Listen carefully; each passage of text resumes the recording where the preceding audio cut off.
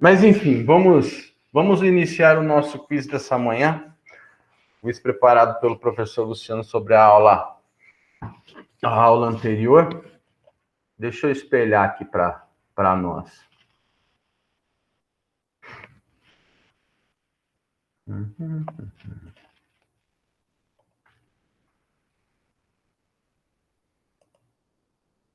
Opa.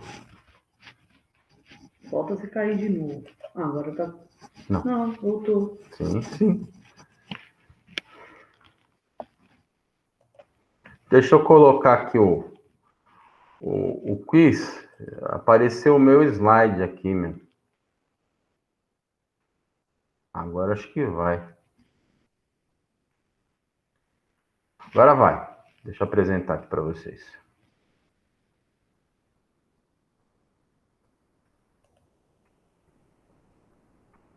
Aí, agora... Ainda não. Agora foi. Agora foi. Deixa eu ocultar aqui esse negócio aqui. Então, o quiz de hoje de cartas de um prisioneiro, que é a sequência de aula que estamos dando, né, no decorrer desse ano aí. Está sendo bem bacana. Vamos lá. O quiz de hoje é sobre o tema da aula anterior, né? Cooperadores com Cristo. Filipenses 2, versículos 19 e versículo 30. Vamos à primeira questão. A primeira questão, qual o nome dos dois cooperadores de Paulo citados em Filipenses 2, 19 a 30? Vamos lá. Alternativa A, Timóteo e Tito. Alternativa B, Silas e Timóteo. Alternativa C, Epafrodito e Tito. Ou D, Timóteo e Epafrodito. Qual que é a alternativa correta? Vamos lá. Qual o nome dos dois cooperadores de Paulo citados em Filipenses 2, 19 a 30? Qual que é o correto aí?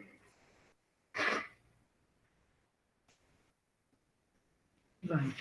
Vamos ver a alternativa correta? Alternativa D, Timóteo e Epafrodito, os dois cooperadores de Paulo. Vamos à segunda questão.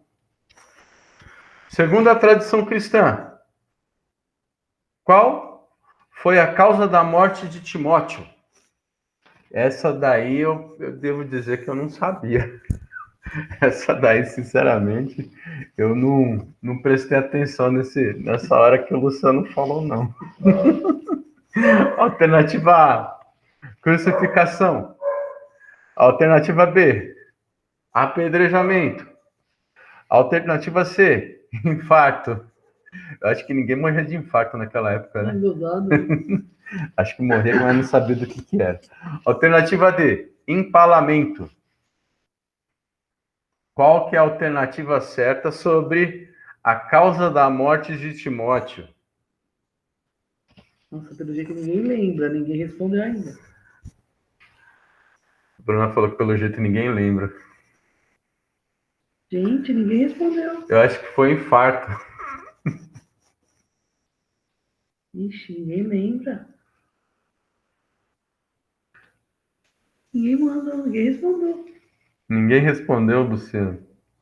Não, a Sueli, chutou. Você chutou? O que a Sueli respondeu? Apedrejamento. Apedrejamento. Vamos. Tem que... Peraí, certeza, chute. Várias pessoas chutando. Ficaram entre apedrejamento e empalamento. Apedrejamento e empalamento. Vai. Morreram de chute. Ele tomou um chute. Vamos ver a alternativa correta. É apedrejamento, hein? Alguns erraram. Alguns erraram, mas teve gente que chutou certo, né? A Sueli eu sei que chutou certo aí. Vamos para a próxima questão. Segundo a tradição cristã, Timóteo foi bispo em que cidade? Essa é bacana. A, Éfeso. B, Filipos. C, Roma. Ou D, Corinto? Aonde esse nosso irmão em Cristo Timóteo foi bispo? E pastoreou qual igreja? Éfeso, Filipos, Roma ou Corinto? Peraí. Essa é fácil. A pessoa está respondendo, calma.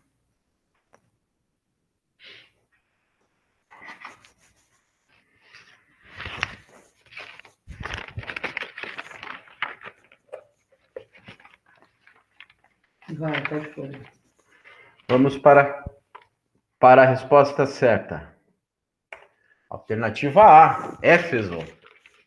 Alternativa. Todos acertaram? Vamos para a próxima.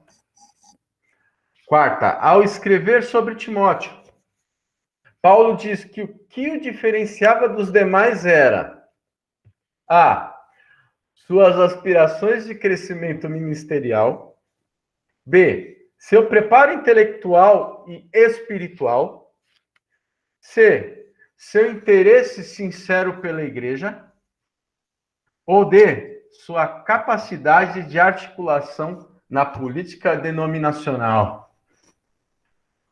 Qual é a alternativa certa? A, B, C ou D? Dá até para rolar uma pegadinha aí, acho que foi, hein? O que vocês acham aí? O pessoal está respondendo.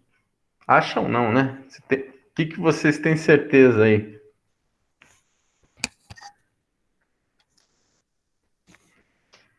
Qual que é a resposta correta? Vai. Vamos ver a resposta correta. Alternativa C. Seu interesse sincero pela igreja.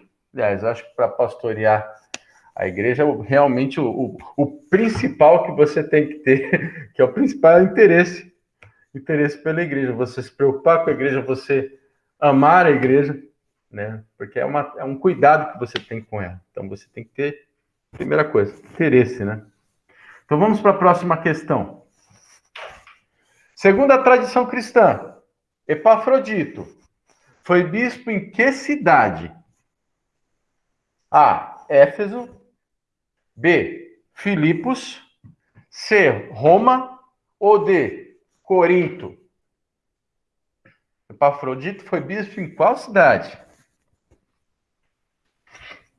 Qual que é a alternativa certa? Qual é a alternativa certa? O pessoal ainda está respondendo. Ele foi bispo em Éfeso, junto com... A Solange colocou F de faltei.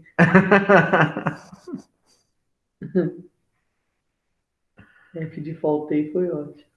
Espera, ainda falta bastante gente responder. Solange, podia ser F de Filipos. F de Felipe. Mas foi F de Faltei. E só a Sueli respondeu até agora. Vamos lá. Peraí. Hoje o pessoal tá com sono, hein? É, eu acho que tô com frio.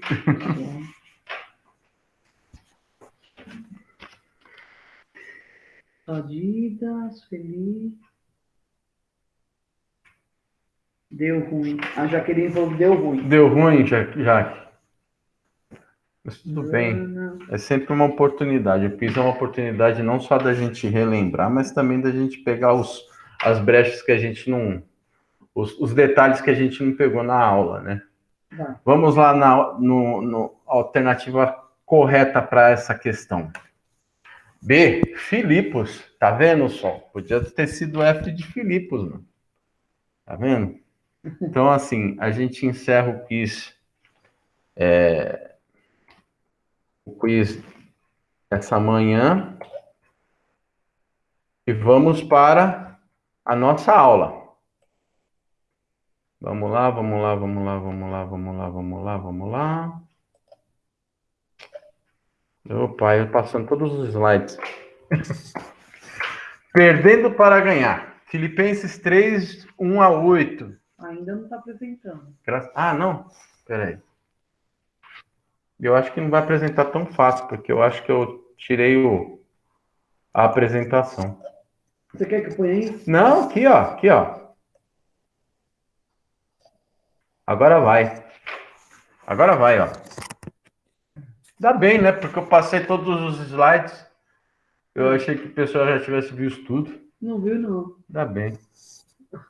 Vocês estão visualizando aí? Sim. Joia! A aula de hoje, Perdendo para Ganhar, Filipenses 3, 1 a 8. Tá? No decorrer da aula aí, se vocês quiserem fazer uma observação, fazer um complemento, fazer uma pergunta, fiquem à vontade, tá? A Bruna está me ajudando aqui com o levantar das mãos, como sempre, tá? Mas fiquem à vontade para colocar em prática essa questão aí. Vamos iniciar lendo aqui o texto de hoje, tá? Então vamos lá. Filipenses 3, versículo 1 a 8 diz assim. Eu estou lendo na nova tradução da linguagem de hoje, tá? Para terminar, meus irmãos, sejam alegres por estarem unidos com o Senhor. Não me aborreço de escrever, repetindo o que já escrevi, pois isso contribuirá para a segurança de vocês. Cuidado com os que fazem coisas más, esses cachorros que insistem em cortar o corpo, porque os que receberam a verdadeira circuncisão fomos nós. E não eles. Nós adoramos a Deus por meio do seu Espírito e nos alegramos na vida que temos em união com Cristo, em vez de pormos nossa confiança em cerimônias religiosas, como a circuncisão. É verdade que eu também poderia pôr a minha confiança nessas coisas. Se alguém pensa que pode confiar nelas, eu tenho ainda mais motivos para pensar assim. Fui circuncidado quando tinha 8 dias de vida. Sou israelita de nascimento, da tribo de Benjamim, de sangue hebreu. Quanto à prática da lei, eu era fariseu. Eu era tão fanático que perseguia a igreja. Quanto ao cumprimento da vontade de Deus por meio da obediência à lei, ninguém podia me acusar de nada. No passado, todas essas coisas valiam muito para mim. Mas agora, por causa de Cristo, considero que não tem nenhum valor. E não somente essas coisas, mas considero tudo uma completa perda, comparado com aquilo que tem muito mais valor, isto é, conhecer completamente Cristo Jesus, o meu Senhor. Eu joguei tudo fora, como se fosse lixo, a fim de poder ganhar a Cristo. Olha que texto maravilhoso aí que nós vamos estudar. A gente vê aqui no transcorrer desse texto, a gente vê que Paulo faz uma exortação, quer dizer,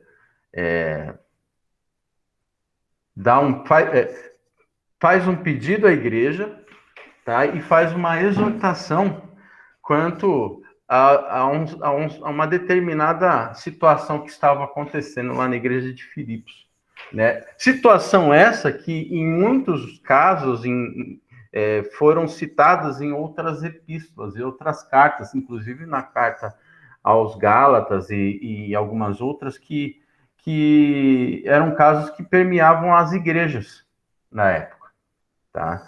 Que o que acontecia? Nós tinha uma certa facção, uma certa ramificação que era dos judaizantes. Não sei se alguém já ouviu falar dos judaizantes, né? Eram pessoas que costumavam incluir na doutrina cristã, tá? Certos preceitos judaicos, da lei judaica. E não só eles incluíam como prática, mas eles forçavam, né? Eles induziam as pessoas também a praticar como se fosse um complemento para a salvação. Tá? Então, a gente tem uma ideia do perigo que essas igrejas estavam sofrendo, né?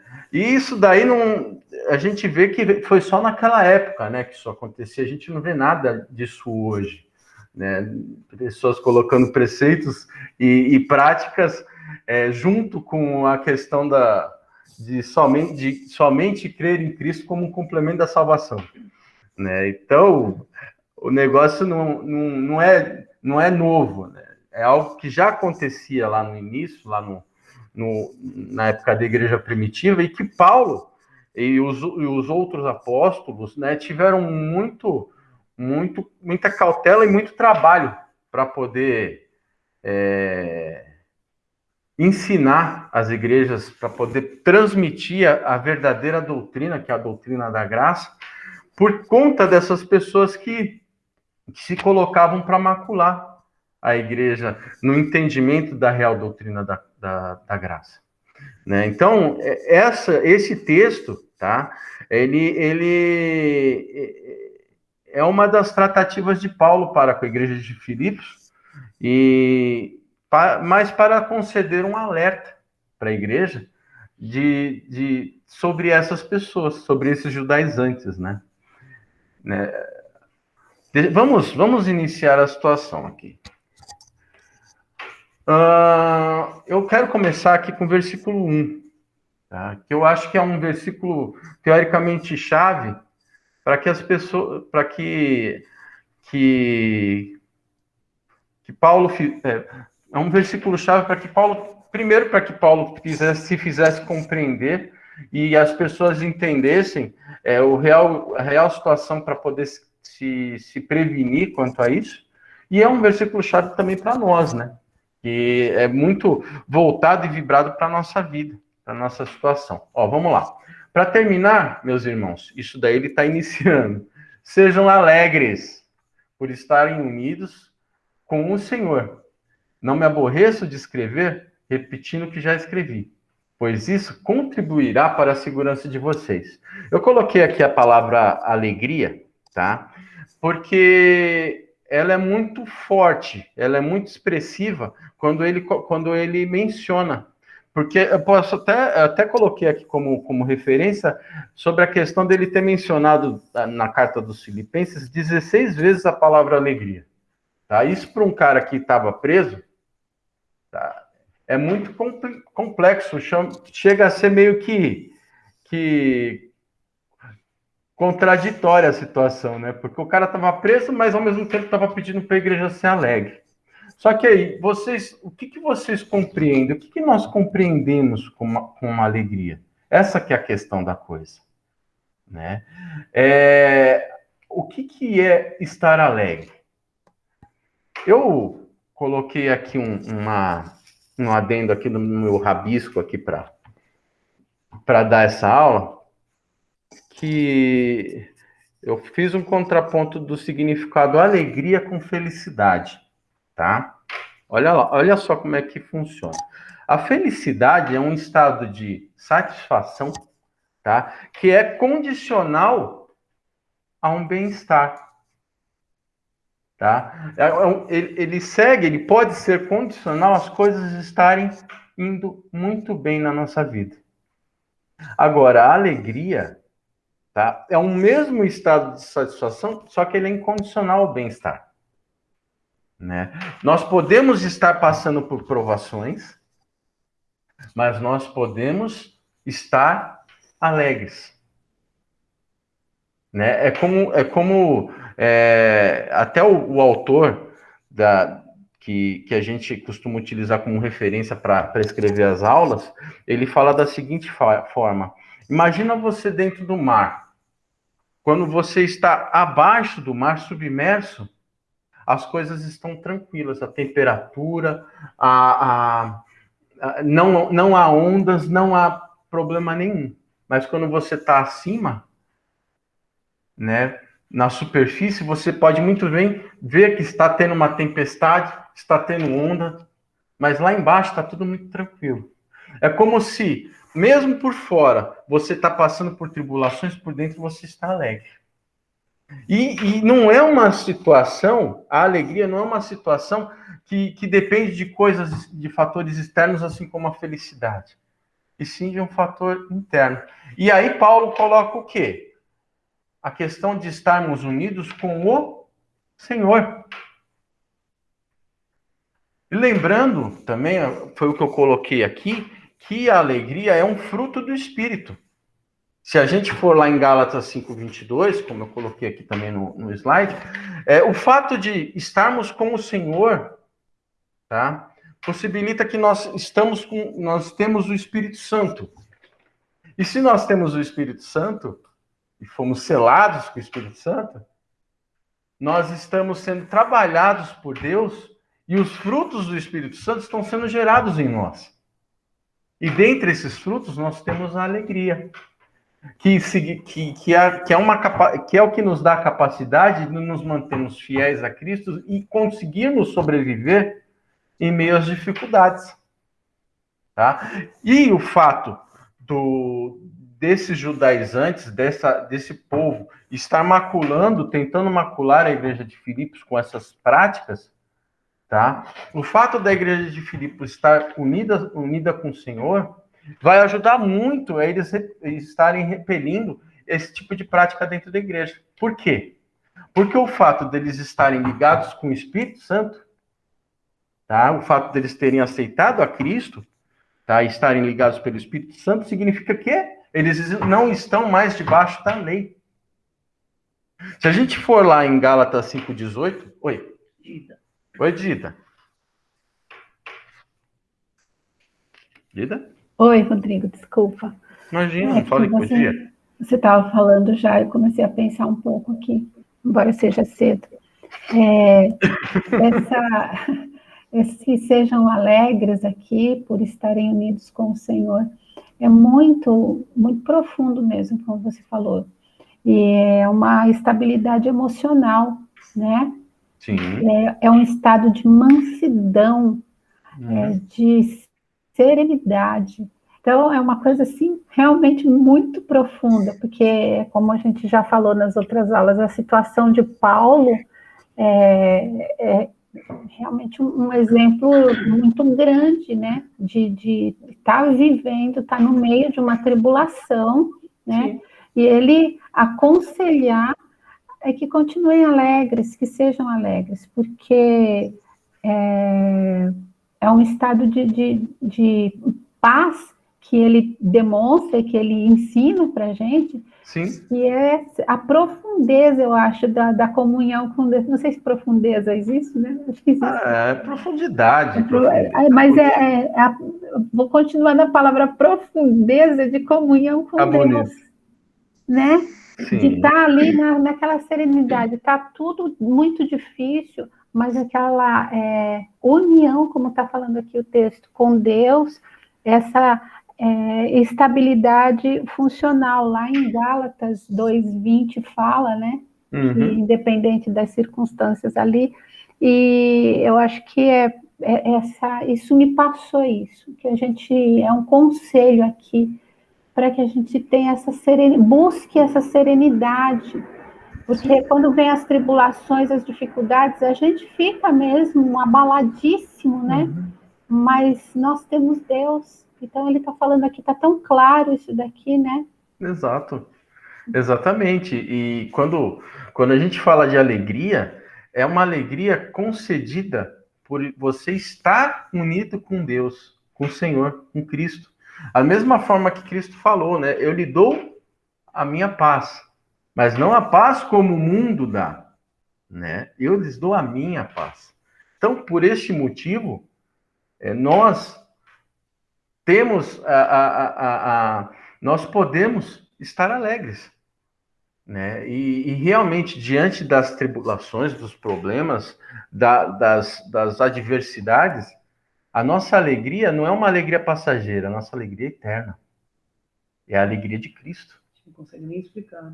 Né? Como até a Bruna falou aqui, a gente não consegue nem explicar. E o fato dessa união com o Senhor, e o fato do trabalhar do Espírito, culmina na plena certeza da igreja de que o que está sendo feito, o que está sendo proposto por esse pessoal que está querendo macular a verdadeira doutrina, é errado. E que só depende de Cristo e da graça a nossa salvação. Entendeu? Então, já de início, ele quis gerar essa certeza na igreja sobre aquilo que eles creem e sobre essa alegria e esse vínculo no Senhor serem maiores do que aquilo que estava sendo proposto por esses judaizantes, né? Então, no decorrer do texto, a gente vai vendo. Paulo, ele fala aqui no versículo 2, até coloquei esse cachorrinho lindo aqui, sobre essa questão dos falsos mestres, que são os judaizantes que eu falei, tá? Inclusive, eu coloquei a foto do cachorro porque ele coloca, cuidado com esses cachorros que insistem em cortar o corpo. O que acontece? Tem uma história diante disso, uma questão cultural, né? Um fato cultural disso. Os judaizantes, não, os judeus, na religião judaica, o cachorro ele não é um animal considerado um animal puro, tá? Simplesmente pelo fato de você não poder comer da sua carne, e logo ele também não podia ser apresentado em sacrifício. E culturalmente, popularmente, os judeus chamavam os gentios, que eram aqueles que não podiam apresentar sacrifício a Deus, de cachorros, de cães, né? Agora, diante dessa situação, desse contexto atual, em que Cristo morreu por nós, nós fomos salvos, nós agora estamos diante da graça. Aqueles que se utilizavam dos preceitos da lei, que antes chamavam os gentios de cães, agora eram os verdadeiros cães da história. Né? Por quê? Porque eles estavam utilizando de coisas sem sentido, de sacrifícios que não eram aceitos por Deus. Tá? De práticas que não eram aceitas por Deus. Então, o que eles faziam? Eles distorciam a doutrina da graça e incluíam a prática de rituais como complemento da salvação. Como complemento da salvação. Seria Cristo e mais isso. E qual o complemento que Paulo cita aqui, tá? Que eles colocavam? Quando eles falam de insistem em cortar o corpo, e a gente vê que Paulo coloca muito sobre a questão da circuncisão, né? Significa que o crer em Cristo e ser circuncidado eram as práticas, crer em Cristo e mais a prática da circuncisão compunham a salvação. Não somente a crença em Cristo como único e suficiente Salvador, não somente a crença na doutrina da graça, mas sim tinha que ter o complemento da coisa, entendeu?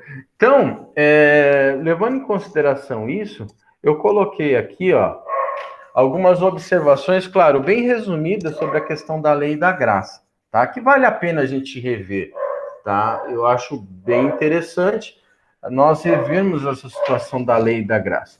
A lei, tá? Era cumprida isso daí permeou no Antigo Testamento, sabíamos antes da vinda de Cristo, de sua morte, de sua ressurreição, tá?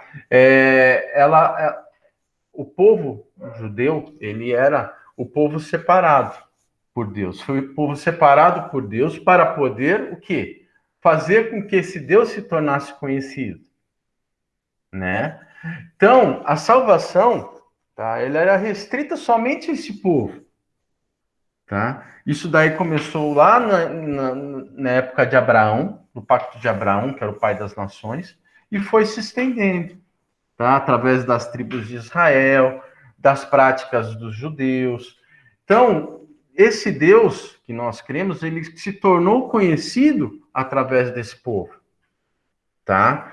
E eles tinham o quê? Eles tinham duas formas que culminavam, duas práticas que culminavam e que intitulavam, né? Que faziam parte de sua vida, da vida desse povo, né? Que caracterizavam eles como nação santa, como nação pertencente a esse Deus. Que as duas práticas eram o quê? Era o cumprimento da lei, tá? No caso, eu coloquei aqui os 10 mandamentos, E o fato da circuncisão, tá? O homem, ao nascer, né, o judeu ao nascer, no 8º dia de nascimento, o homem, tá? Ele era circuncidado, tá? Alguém sabe o que é circuncisão? É aquela parte de mutilação do prepúcio, né? Do órgão sexual masculino. Né? Então, ao 8º dia, ele já era circuncidado. Tá? E ele já fazia parte, tá?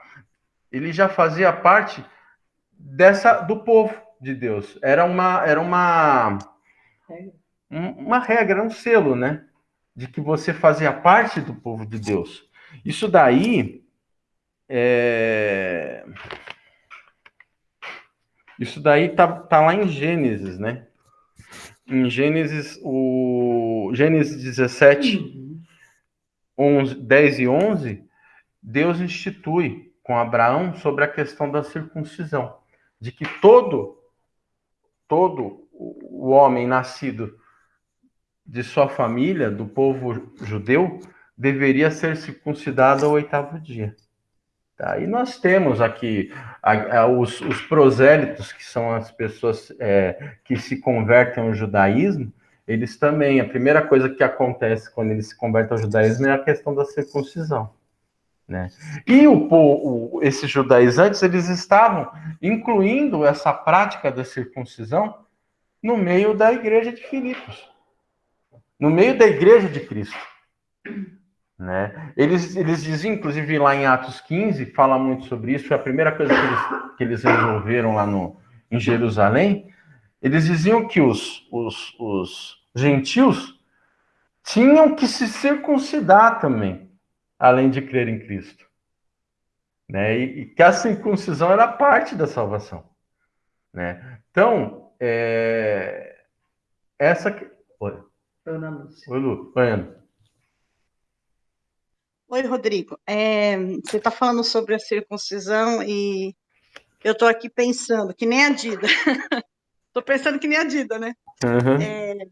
Como a gente tem a tendência de pegar uma coisa totalmente fora da questão espiritual e incluir na nossa vida como uma prática, né? Sim. Ontem a gente estava aqui comentando em casa sobre como o povo lá no Egito multiplicou, né? Como eles se tornaram um povo grande. A gente sabe que outros povos também iam chegando, iam se agregando, Sim. né? A gente sabe que isso acontecia também. Mas eu conheci uma mulher, o filhinho dela, isso recente, teve uma infecção muito grande nessa pelezinha do pênis, né? Uhum. E eu fiquei pensando, Deus é tão cuidadoso com o plano dele, como era importante a circuncisão, quantos meninos, né, de todos os povos não deveriam morrer por causa desse tipo de infecção, quantos homens não ficavam estéreis, né, sem poder ter filho por infecções nessa região. Se hoje essa pessoa teve um filho com essa infecção, imagina naquela época que não tinha nenhuma higiene. Exato. Então, a gente entendendo o motivo por que a circuncisão existia, a gente vê que não tem nada de espiritual nisso. Sim. Mas como a tradição, ela tem um peso na história, né, de toda a crença. E a gente tem essa tendência. Imagina, Jesus já tinha vindo, já tinha morrido, tinha cumprido né, toda a redenção pela humanidade, e as pessoas ainda queriam fazer a circuncisão. Sim. É algo absurdo, né? Exato. Que a gente não tenha essa visão tão tradicional, isso atrapalha muito a vida cristã, né? Esse tipo de visão. Sim, exatamente. E você falou muito bem sobre essa questão do cuidado, Ana. Eu até tenho que complementar que não é só a circuncisão. A lei também foi um cuidado de Deus. Sim, exatamente. Exato, porque assim, a lei, ela significa que Deus estava iniciando uma nação, uma sociedade. Né? O não tocar em cadáver, né, Rodrigo? Exato. Todos esses cuidados, a mulher sangrando fica fora do arraial por uma questão de doenças, tinha tudo isso, né? Exato. E assim, era um cuidado para com o seu povo. Deus instituiu, por quê? Porque ele sabia que o ser humano não tinha limites. Como até o João Pedro falava, vocês não têm limites. O ser humano não tem limite. E ele só vai ter limite se for colocado uma imposição para ele. Para que ele entenda o limite dele e aonde começa o limite do próximo. Entendeu? Aí começou a se formar a sociedade da coisa. Entendeu? Então, realmente, é um cuidado de Deus, tanto para com a sociedade, na questão da saúde, da limpeza, da higiene, do ser do indivíduo em si, do indivíduo físico, quanto também do indivíduo intelectual, daquela parte que a gente não enxerga assim a olho nu, que é assim a formação do indivíduo, tá? Que é o cumprimento da lei. Já. Oi, Jaque. Rodrigo, desculpa, eu Oi. não quero atrapalhar a aula, mas eu não. Todo mundo pode. Explicar o que é circuncisão, porque eu não consigo entender. Tá. Eu já procurei, mas eu continuei sem entender. E agora Tá. a Ana falou Ô, Jaque. que eu fiquei perdida. Desculpa a minha ignorância. Tá. Você já ouviu falar? Eu vou piorar a sua situação, tá? Não piora, não. Nos dias de hoje, você já ouviu falar daquela cirurgia de postectomia? Nossa, não, nunca ouvi falar. Quando a gente. O pênis do homem, quando nasce com uma pelinha na parte de cima, Capinha, né? Sim. que é aquela capinha.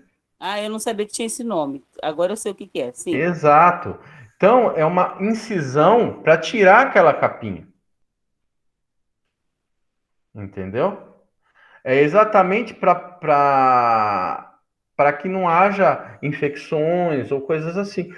Depois teve aquela prática que as mães fazem com as crianças, daquele exercício, para que a capinha não ficasse Aquela em cima. mensagem que faz para ir... Isso, É o exercíciozinho. exatamente. E aqueles que não conseguem, eles fazem uma cirurgia de postectomia, chama. Assim. Mas por que faziam isso? É isso que eu tô perdendo. Então, primeira coisa, Deus instituiu com Abraão lá no início. Deus não tinha prometido a Abraão que ele seria o pai de uma grande nação? Sim. A nação de Abraão, formada por Abraão, foi escolhida, tá, para levar o nome de Deus, para fazer conhecido esse Deus, tá? Por quê? Para se fazer conhecido. E o selo que Deus instituiu com Abraão, tá? O pacto que Deus instituiu com Abraão, seria que toda criança homem, tá? Ao nascer, no 8º dia, passasse por essa cirurgia. É um selo. Entendi. Era um selo. Era um selo esse dizendo... nome difícil aí, alguém colocou que eu conhecia, fimose. Não sabe o que Isso! Boa! Eu Ai, falei meu que você Deus. também é a melhor coisa. Eu sou Fimose. do tempo da fimose, É não isso. isso aí que você falou. É isso mesmo. Eu não entendia para que era. Exato. Exatamente. Então, assim, Deus instituiu isso, tá? Como se fosse um selo. E um carimbo na pessoa para como se dissesse, ó, eu sou de Jeová, eu sou de Deus. Entendeu? E hoje em dia não se faz mais. No Novo Testamento, a partir do Novo Testamento, não se faz mais, que é o que a Ana falou.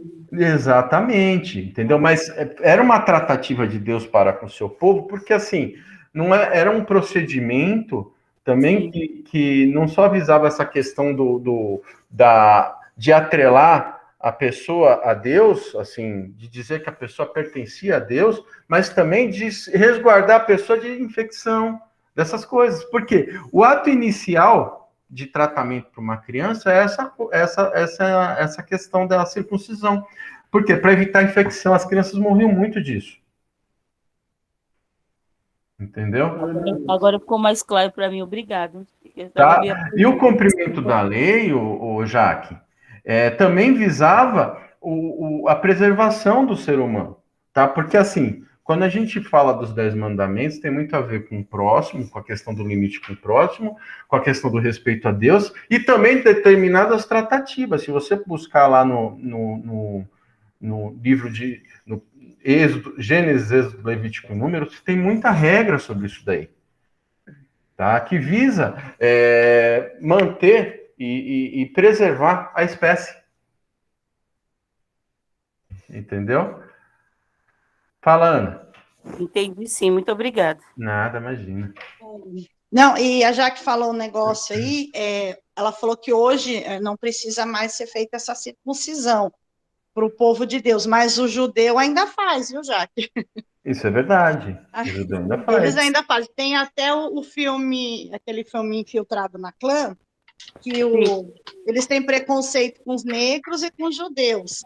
E um rapaz dessa seita, ele fala pro cara assim, você é judeu? Ele fala não. Aí ele fala assim, então deixa eu ver seu pênis, que os judeus têm aquele negócio de cortar o pênis. Então era uma maneira de identificar um judeu. E até hoje ainda é feito, né, no judeu essa circuncisão. Infelizmente, né, para o judeu não convertido. Porque é um detalhe assim, eu sei que é bobo, mas como eu não entendia, eu não consegui acompanhar o seu raciocínio. Aí a gente fica um pouco perdido, né? Quando você não entende uma simples palavra, você não entende. Não, tudo bem. Vou interromper a aula, tá? Jaqueline, você pode interromper a hora que você quiser, né? Tá? Então, e essas práticas, tá, que a lei permeava, era uma prática que exigia o esforço das pessoas, tá? Tanto a circuncisão quanto cumprir os mandamentos, tal, eram práticas que exigiam esforços da pessoa, tá? Agora, quando o negócio foi para a graça, tá? Nós temos algumas características aqui que eu citei, que é, primeira coisa, a salvação da graça ela é expansiva. Deus, através de um povo no Antigo Testamento, se fez conhecido. Só que estendeu essa graça, essa oportunidade, às outras pessoas que não eram de origem judaica, tá? Aos gentios. E deu essa oportunidade a eles de também participarem com esse Deus maravilhoso que se tornou conhecido no Antigo Testamento. Tá? Então, ela se tornou expansiva, que é essa tratativa aqui de Filipenses está tratando. Nós temos na igreja, temos judeus e temos gentios. Tá? E claro, falamos no início que a igreja de Filipos era composta mais por pessoas que não eram judeus, né? Mas nós tínhamos também. Inclusive, está sendo tratada essa questão dos judaizantes. Então, eles começaram a conviver, tá, juntos, debaixo da graça de Cristo. Então, essa salvação ela se tornou expansiva, ou seja, não mais os judeus eram o povo prometido, tá? Mas sim aqueles que, pela graça, aceitavam Cristo como suficiente Salvador, tá? E obtinham, que é o fato de nós aceitarmos a Cristo, o selo que agora que Paulo fala, tem em Romanos, é a circuncisão do nosso coração, do Espírito Santo. Tá? E o selo do Espírito Santo, o fato de termos o Espírito Santo, nos dá a oportunidade de pertencermos a Cristo, significa que somos pertencentes a esse Deus maravilhoso através de Cristo, tá? E que estamos sendo mudados. Nós não temos mais que nos esforçar, tá, para o cumprimento da lei. Até porque a lei ela só veio como um espelho para mostrar que nós somos pecadores. Por quê? Porque nós, com os nossos próprios esforços, não temos condições de cumprir toda a lei. Tá? Mas, pela graça, nós estamos o quê? Sendo transformados. Estamos sendo transformados. Logo, a lei estará em nós. Entendeu? Então, toda essa regra, tudo aquilo que Deus instituiu, Toda a vontade de Deus está sendo feita em nós. É um trabalhar. Então é isso que Paulo quer que a igreja entenda. Tá? Que não há necessidade, que a circuncisão era algo imposta pela lei na época. E que a graça já nos basta. Porque essa transformação não é feita por nós. Não somos nós que nos esforçamos, e sim nos colocamos à disposição para que Deus faça essa obra em nossas vidas. Entendeu? Então, é isso que Paulo quer que eles entendam. Aí, Paulo coloca aí, a partir do versículo 4 até o versículo 6, tá? O que ele era. Ele usou como exemplo a si mesmo. Porque ele, como esses judaizantes, era um praticante de toda essa regra que a lei impunha. Era um praticante de toda essa regra que a lei impunha. Ó, até coloquei aqui no nosso canto esquerdo o que ele era. Ele era circuncidado, tá? Ele foi circuncidado ao 8º dia, isso está no versículo 5, tá? Ele foi circuncidado ao 8º dia, ou seja, já de início ele já tinha a marca já tinha a marca de Deus, né? Ele já era o salvo por natureza, ele já tinha essa circuncisão, né? E ele foi circuncidado ao 8º dia. Isso significa, tá? Como eu coloquei até na parte de baixo, que ele era um israelita. O que é um israelita? É um descendente direto, tá?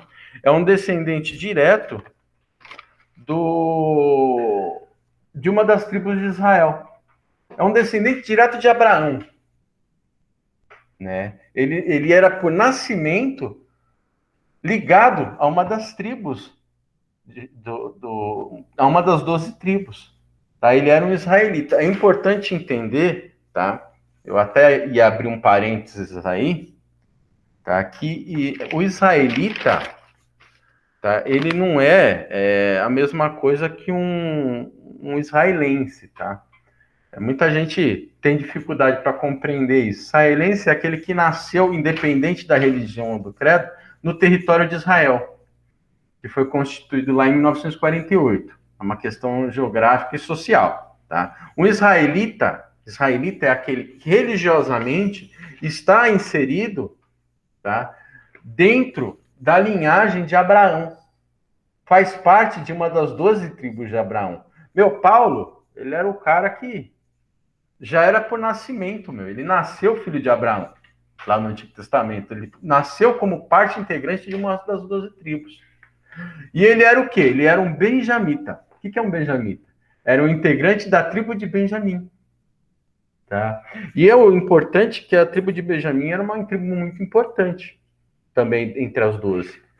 Muito importante mesmo. Tanto é que o primeiro rei que foi instituído foi Saul. E Saul era da tribo de Benjamim, né? E eles eram conhecidos também, tanto eles quanto a tribo de Judá, por serem as únicas 2 tribos, até a Ana e a Dida podem me corrigir se eu estiver errado, as únicas 2 tribos que não adoraram a ídolos, permaneceram fiéis nos preceitos de Deus, fiéis à lei, tá? Fiéis aos sacrifícios, aquilo que Deus colocou para que Israel praticasse. Ou seja, Paulo era um fiel praticante. E além de tudo isso, o cara era hebreu. O que é um hebreu? Era um cara criado nos costumes, tá? Nos costumes judaicos. Por quê? Porque nós tivemos uma questão histórica aí, no período intertestamentário, tá? Que a Grécia, ela tomou Israel como parte territorial e quis impor a sua cultura ao povo, que era o quê? A cultura helenista. Tá? E os hebreus foram aqueles que se mantiveram, o povo que era considerado hebreu, foram aqueles que se mantiveram dentro embora a duras perdas, né, porque sempre foi tentado impor a cultura helenista, eles se mantiveram fiéis à sua cultura, fiéis às suas práticas lá do início, suas práticas iniciais a Deus. Tá? Então, Paulo ele foi criado no meio da cultura hebraica, tá? Tanto falando a língua hebraica, quanto convivendo com as pessoas que tinham essa prática. Ou seja, o cara ele foi criado nesse meio. E por conta disso, por escolha, ele era um fariseu. O fariseu era uma vertente, tá? Uma vertente israelita, uma vertente judaica, tá? Que era muito apegada aos preceitos da palavra. Eles seguiam a lei tintim por tintim. Eles davam dízimo até daquilo que não... Até das pequenas coisas. A gente vê muito nos evangelhos sendo citados os fariseus, porque eles eram considerados os doutores da lei. E Paulo era um fariseu. E por conta disso, é até interessante a gente entender um dos pontos da aula de hoje, que ele era um perseguidor. Pelo fato dele ter todas essas características dele têm tudo a ver, aliás, as nossas características muitas vezes são colocadas em nós por conta do ambiente que vivemos, da sociedade que vivemos, daquilo que aprendemos. E as nossas escolhas muitas vezes são levadas, são escolhas feitas por conta de tudo aquilo que nós aprendemos. Tá? As nossas concepções, ouçam bem essa parte, as nossas concepções, as nossas crenças, tá? Aquilo que a gente muitas vezes pratica, que a gente entende sobre o próximo, sobre a sociedade, tem muito a ver com aquilo que a gente aprende e com o ambiente que estamos inseridos. Tá? Então, Paulo, ele foi circuncidado, foi obrigado a se circuncidar, ele nasceu de uma família israelita, ele pertenceu à tribo de Benjamim, ele era hebreu, ele era fariseu por conta de ter sido mandado para um pessoal que seguia a lei de uma forma correta e utilizava os preceitos antigos. Ele foi criado nesse meio, ele se tornou fariseu porque quis se tornar fariseu, porque achava que isso era o certo pelo fato de estar seguindo a lei, e também perseguia, isso ele fala aqui, ó, no versículo 6, que ele fala assim, e era tão fanático que perseguia a igreja. E quanto ao cumprimento da vontade de Deus, por meio da obediência à lei, ninguém podia me acusar de nada. O que ele achava? Que a perseguição que ele fazia aos cristãos estava correta. Por quê? Porque dentro do contexto de ensinamento que ele absorveu, essa era a única forma de tratar a coisa. E a gente vê que o trabalhar de Jesus na vida dele foi tanto e foi tão intenso, que ele percebeu que tudo isso era lixo. Tudo isso era lixo. A partir do momento que ele caiu no chão, aos pés de Cristo, no caminho de Damasco, ele percebeu que toda essa vida que ele teve não passava de areia. E se esvaiu diante da pessoa de Cristo. Então, toda essa vida que nós vemos aqui no lado esquerdo da balança, se colocar juntamente com o peso da vida de Cristo, não vale nada, é leve. Entendeu? E aí eu falo para vocês, até aquilo que a Ana citou lá no início da aula, tá? A gente tem muitos conceitos, a gente tem muitos pensamentos, conceitos e atitudes criadas por conta do ambiente que nós vivíamos, ou o ambiente que nós estamos inseridos. Tá? É importante que a gente entenda que nós estamos inseridos num ambiente maligno. O mundo jaz no maligno. Tá? E nós temos pessoas que pensam de acordo, como muitas vezes nós também, antes de conhecermos a Cristo, e presumo eu que agora estamos evoluindo, estamos obtendo maturidade, tá? Muitas pessoas pensam e creem e têm suas atitudes voltadas por aquilo que aprenderam, pela cultura que elas estavam inseridas. Tá? Mas agora nós vemos aqui uma situação diferente.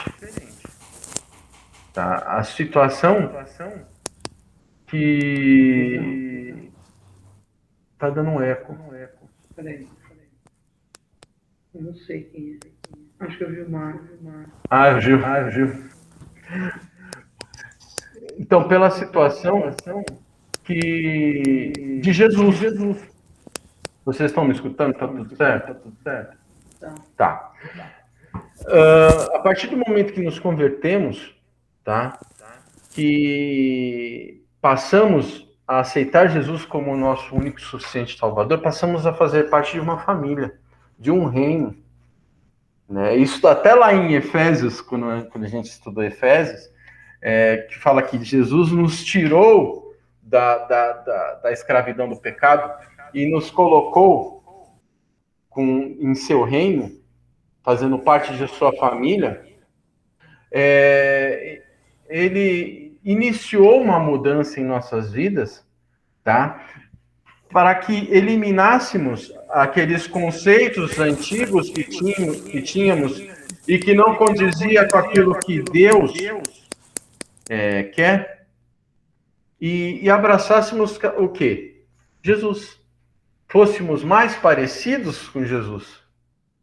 E Paulo, aconteceu a mesma coisa com ele. Quando ele caiu em terra lá em Damasco, e Jesus começou a tratativa em sua vida, ele percebeu que tudo isso que ele cria, tudo isso que ele aprendeu, que muitas vezes exulta a pessoa, né? Porque os fariseus, eles eram exultados de profundos conhecedores da lei, e por conta disso eles eram bem orgulhosos de tudo aquilo que aprendiam, né? E Paulo era um dos orgulhosos, a ponto de perseguir os cristãos e achar que o que ele cria era o correto. Parou por terra, se quedou. Aí ele percebeu que Jesus era a linha correta da coisa.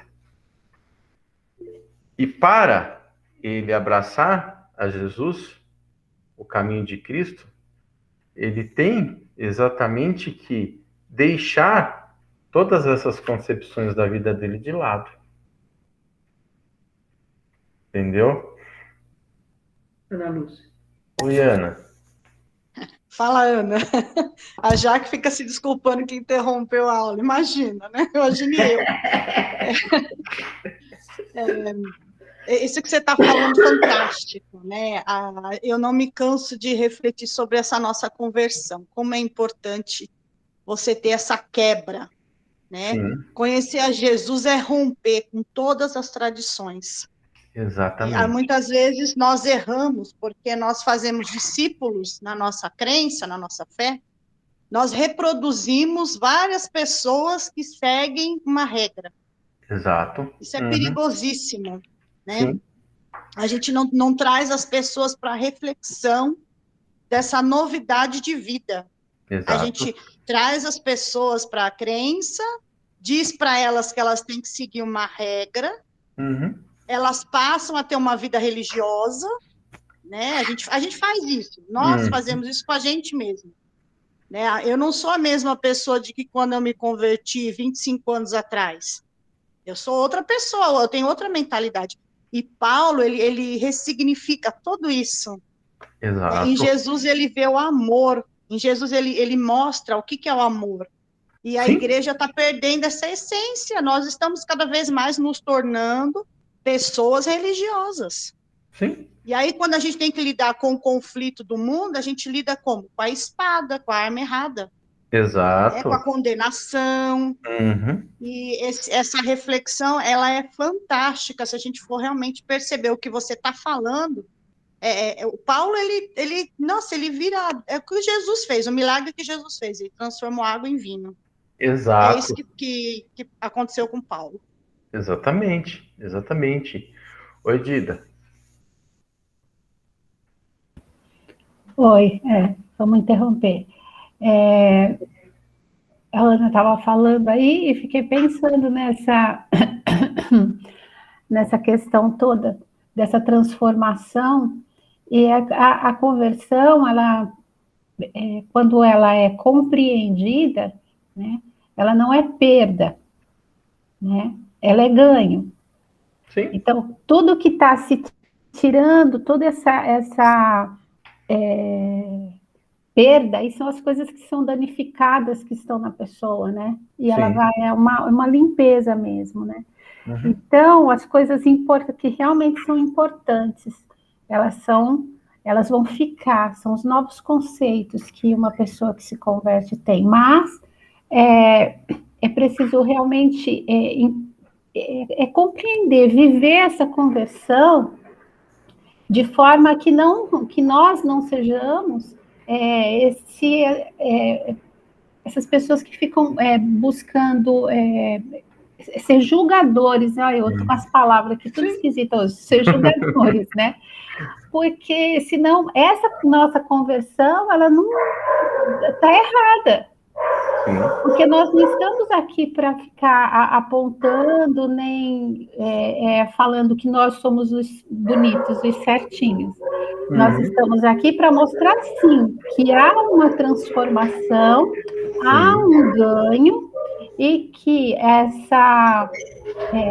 nossa atitude também precisa mostrar isso, porque senão a gente é aqueles crentes que ficam lá mostrando que a gente tem, por exemplo, né, dentro da igreja, que a gente tem dom, que a gente sabe fazer as coisas, que a gente sabe a Bíblia de cor e salteado. Quando faz uma pergunta, a gente já está ali, né? Já sabe. Não é isso. É uma transformação de vida. Sim. E a transformação de vida é o Cristo real vivendo na gente, não esse como que é, da ilustração, né? Sim. Uma ilustração, uma história, é o Cristo real, é o Jesus que morreu na cruz real. Então, viver isto é uma forma, um modo de vida totalmente diferente do que, eu não vou generalizar, do que se é pregado, né? Não estou falando que é 100% pregado desse jeito, não é todo mundo que prega desse jeito, mas então é algo que precisa ser realmente analisado, e essa conversão que nós incentivamos e nós falamos para as pessoas que é preciso mudar a vida, mudar de vida, que a gente seja realmente as pessoas que falam, as pessoas que vivem essa transformação. Sim. E essa transformação diária, como a Ana falou aí, há 25 anos atrás ela se converteu e hoje ela não é a mesma pessoa.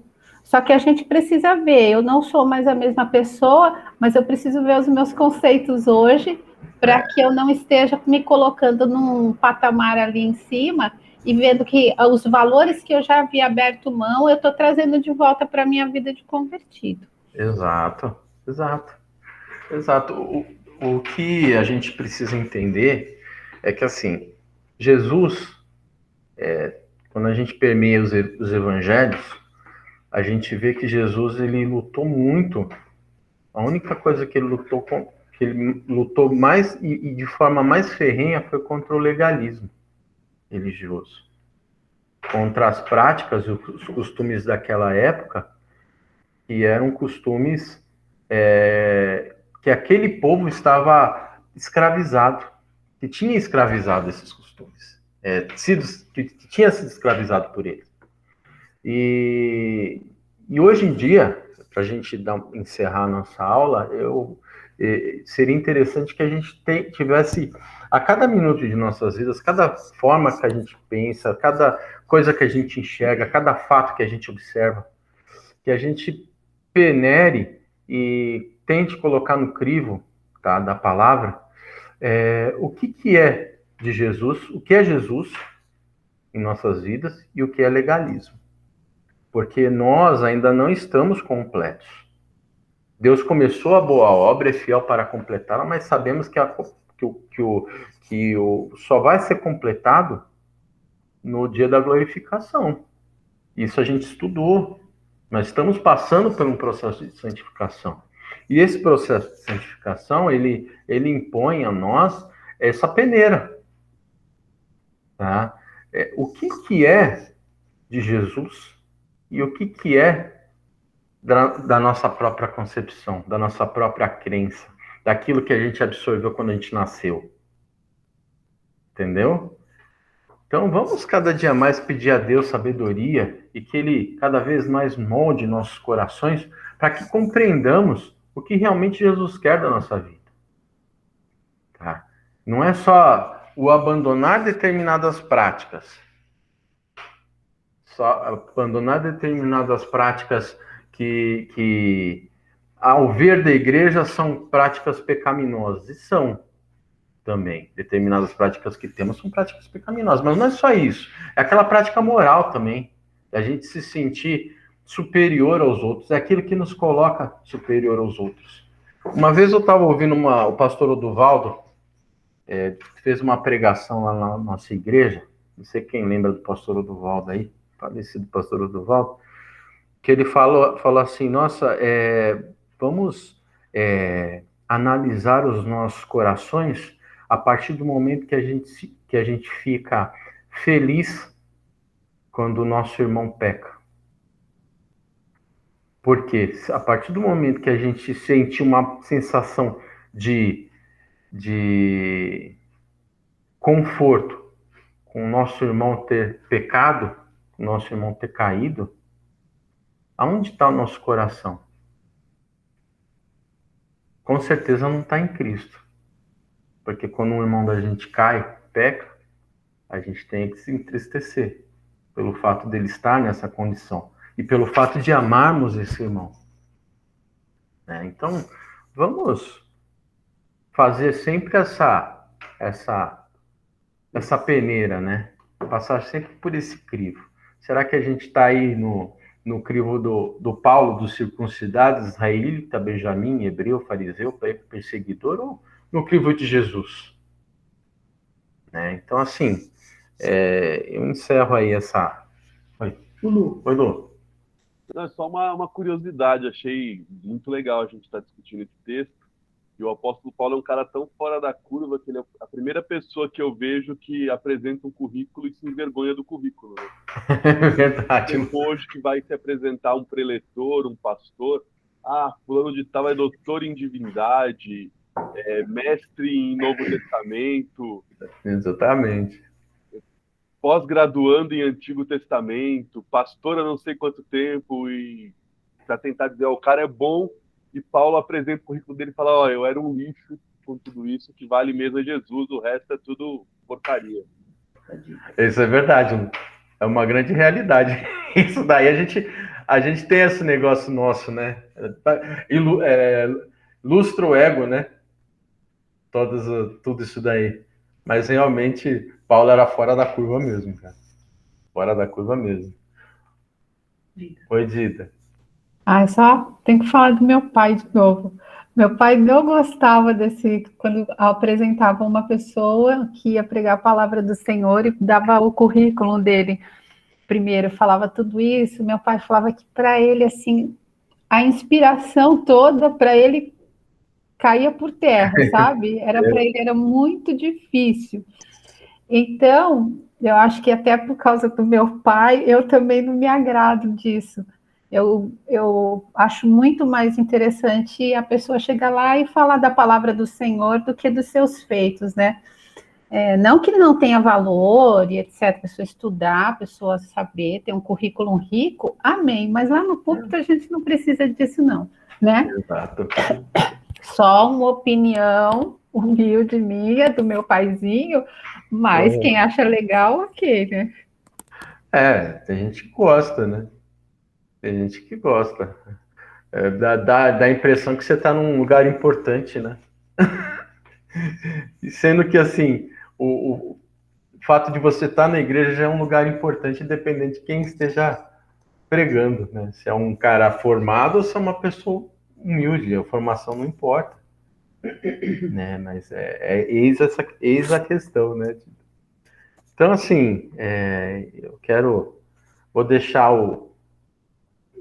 vou terminar a nossa aula com esse versículo aqui no Filipenses 3, 7, 8. Paulo fala assim: no passado, todas essas coisas valiam muito para mim, mas agora, por causa de Cristo, considero que não tem nenhum valor. E não somente essas coisas, mas considero tudo uma completa perda, comparado com aquilo que tem muito mais valor, isto é, conhecer completamente Cristo Jesus, o meu Senhor. Eu joguei tudo fora, como se fosse lixo, a fim de poder ganhar Cristo. Muito lindo. Fantástico, né? Então, assim, realmente, tenhamos isso em nosso coração. Tá? Então, eu termino a aula agora. Agradeço aí por vocês complementarem. Obrigado, Jaque, por ter feito esse questionamento, perguntado. Você tem toda a liberdade de perguntar, não precisa nem pedir desculpa, porque a gente está aí para isso. Não é que eu não quero, né, perder o raciocínio aí da aula, tudo, mas eu Não preciso. perco. Muito obrigada. Eu não perco, tranquilo, tá? Fique à vontade sempre. E vocês que tiveram esse tempo, separaram esse tempo aí para ouvir e estudar a palavra, agradeço a você também. Tá? Um forte abraço para todos.